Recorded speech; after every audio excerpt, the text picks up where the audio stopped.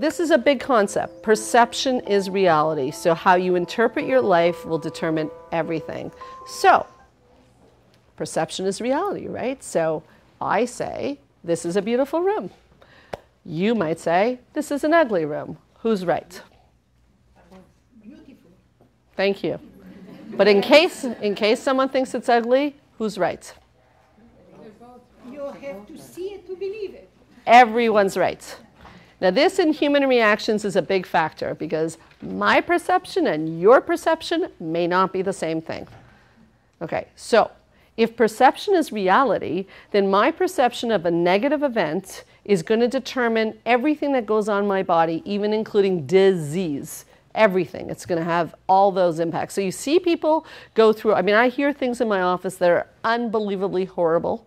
And you see clients who can go to the next level and you see clients who can't. And what you're looking at is how are they going to look at their perception of the events. So how do you take your event and what story do you tell yourself? So I'm still on that story. And perception is reality because if I think Dr. Laurie is not being very nice to me, I'm going to have a very different reaction to her than if I think she's nice to me.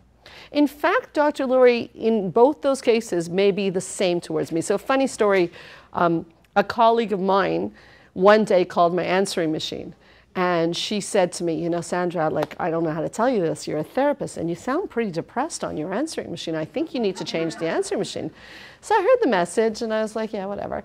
And about 5 days later, she called me up, and she goes, oh, I'm so glad you changed the machine. You sound so much better.